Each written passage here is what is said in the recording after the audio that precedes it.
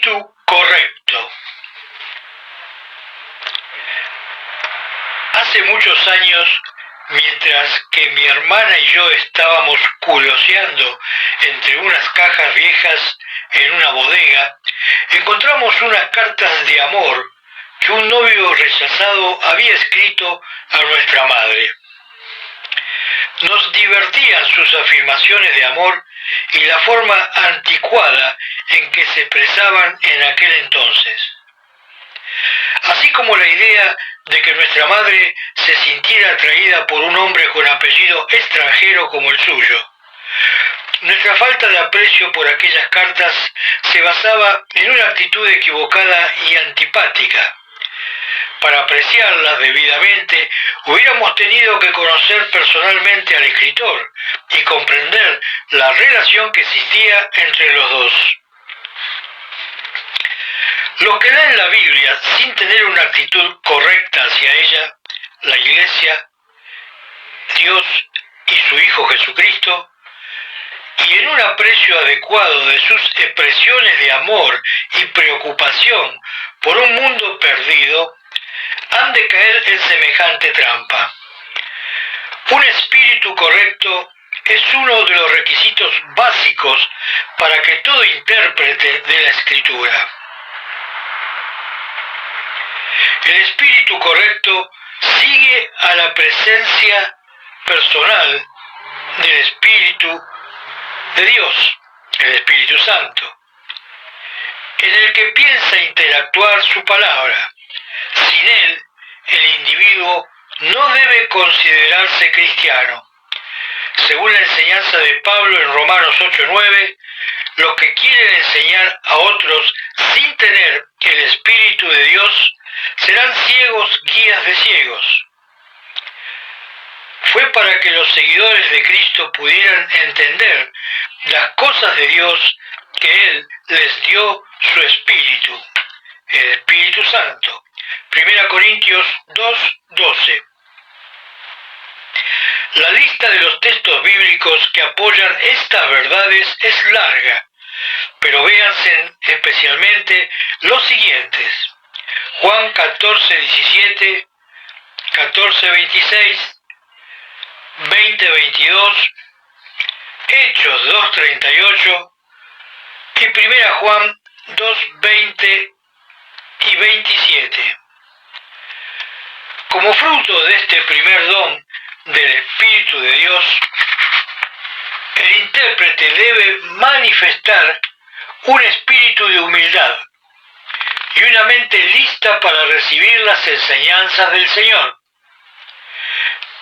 Ya que lee la palabra de Dios, el lector debe respetar a su autor y escuchar su voz como criatura delante de su Creador,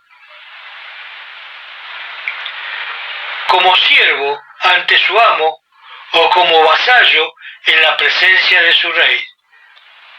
Repetimos esta última parte.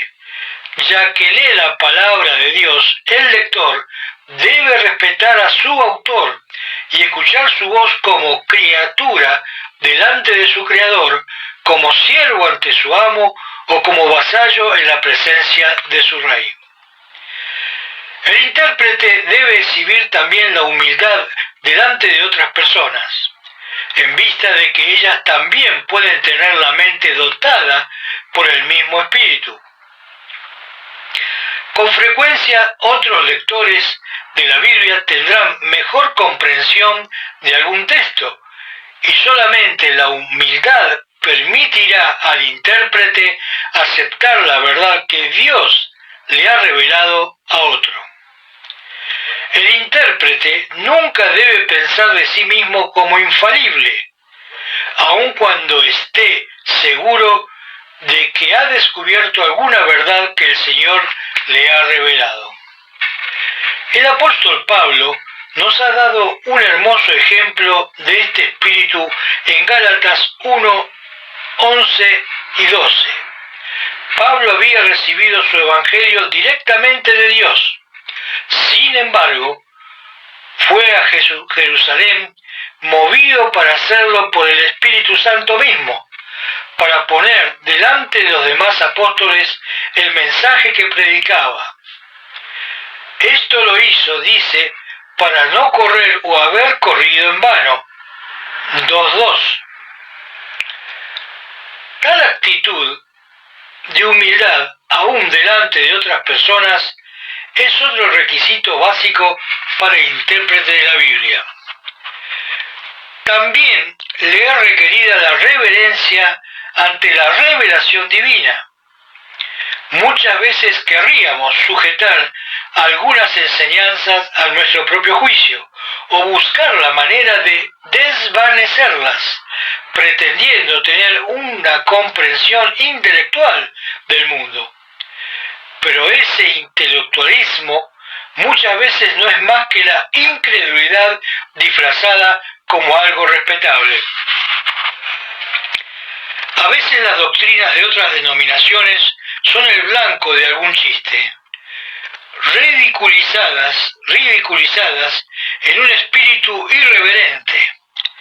La forma de bautizar, la interpretación de la cena del Señor, de la predestinación, del pecado o la conducta democrática de las sesiones de negocios son objeto de burlas en algunos círculos.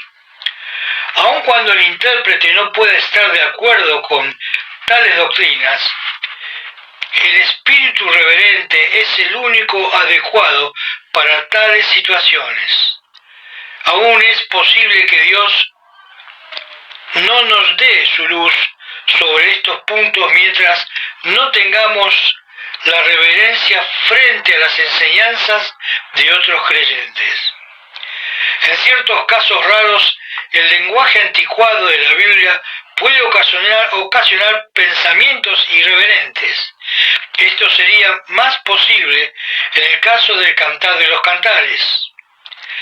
Las versiones modernas han hecho mucho para eliminar tales expresiones, pero solamente la lectura de los pecados cometidos por las personas bíblicas puede dar comienzo a algunos pensamientos contrarios al propósito para el cual fue escrita aquella historia. En todos los casos de este tipo, el lector de la Biblia debe esforzarse para leer, pensar y enseñar con la debida reverencia. Junto con el espíritu de simpatía, humildad y reverencia y una mente apta para aprender, el estudiante debe esforzarse por mantener el espíritu de obediencia a Dios cuando lee. Sin él, el intérprete no podrá comunicar justamente el mensaje de Dios a sus oyentes. Quizás la verdad no llegue a los oídos de ellos con la fuerza de la convicción, o acaso cambie el mensaje de acuerdo con su propia desobediencia. En Juan 5, 39 y 40 encontramos un caso de esto. Jesús se refirió a la costumbre de los judíos de escudriñar las Escrituras sin creer en aquel de quien testifican las Escrituras, ya que no querían reconocerlo como el Mesías prometido, no podían tener fe en él, ni enseñar la verdad evidente acerca de él. En una palabra, el espíritu de obediencia demanda que el lector esté preparado y dispuesto a poner en práctica lo que aprende de su estudio de la Biblia. Todo lo que aprende debe procurar aplicarlo a su propia vida. En Romanos 15:4 leemos que las cosas que se escribieron antes para nuestra enseñanza se escribieron, a fin de que por la paciencia y la consolación de las Escrituras tengamos esperanza. En este texto se hace referencia a la aplicación personal de la enseñanza bíblica a nuestra vida. Debemos permitir que su mensaje penetre en el corazón y la mente para que nos conformemos con su propósito. Las verdades básicas que contiene su historia, los ejemplos mencionados de los que fueron obedientes o desobedientes a Dios, sobre la vida. Todas deben ser aceptadas en completa sinceridad y con el propósito de seguir al Señor. Cuando leemos que Dios obró poderosamente en favor de su pueblo antiguo y en los milagros de Jesús, debemos entender que también es capaz y dispuesto a hacer cosas semejantes para nosotros en la actualidad.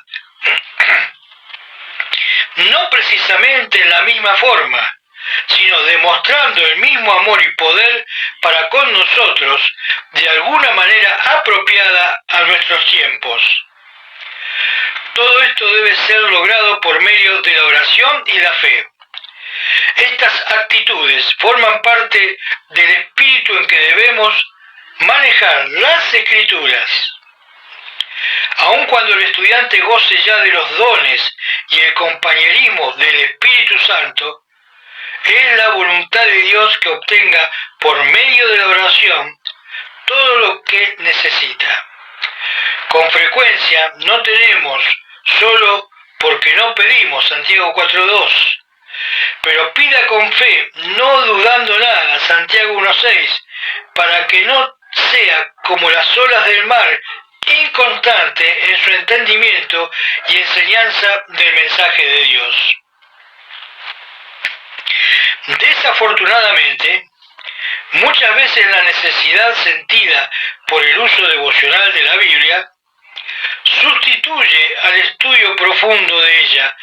Esto no debe hacerse, ni tampoco debe tomar lugar del estudio el examen de ella para beneficio personal. Las dos actividades son necesarias por sí solas, junto con la búsqueda del significado bíblico.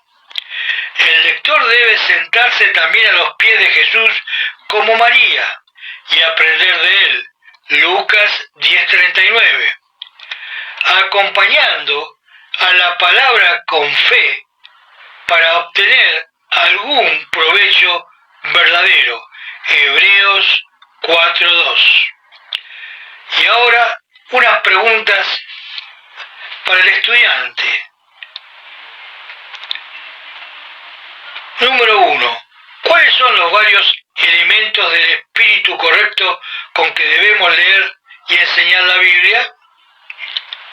Hay, cuando menos, 7. Pregunta 2. ¿Puede usted pensar de otras actitudes apropiadas que deben estar en el intérprete de la Escritura? Examine con cuidado 2 Timoteo 2:15 y todo el capítulo 2 de 1 Timoteo. Pausa.